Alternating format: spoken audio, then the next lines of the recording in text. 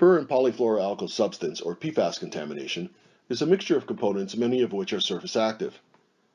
Being surface active, these contaminants accumulate at environmental interfaces. This interfacial accumulation results in retention within the Vadose environment, which is a source of groundwater contamination and sustained PFAS groundwater plumes. At project initiation, the significance of PFAS interfacial retention in the Vadose was largely uncertain.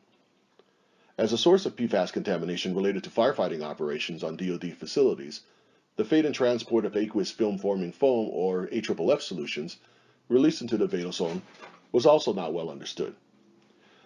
The overall focus of this project was then to characterize PFAS absorption at air-water interfaces within and beneath Vadose source areas, and to investigate the fate and transport of AFFF solutions within the Vadose.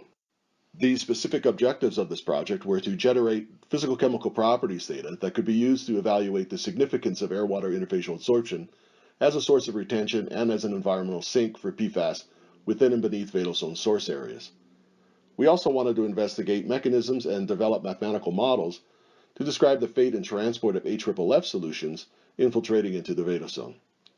And finally, we wanted to incorporate the results of this work into an unsaturated flow and contaminant transport model to further evaluate PFAS fate and transport within the Vadose under variable and dynamic moisture conditions, and the transport and spatial disposition of AFFF fluids within the Vadose following surface release.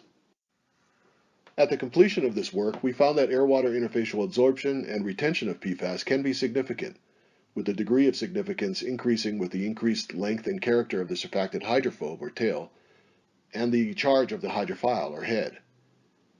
PFAS air-water interfacial absorption is also dependent on the ionic strength of the solution phase, and therefore on changes in the ionic strength of the Vadose pore water during transport.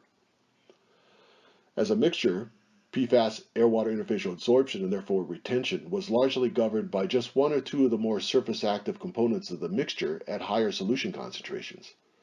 However, at lower concentrations, or within the microgram to nanogram per liter range, absorption was governed by the physical-chemical properties of the individual components.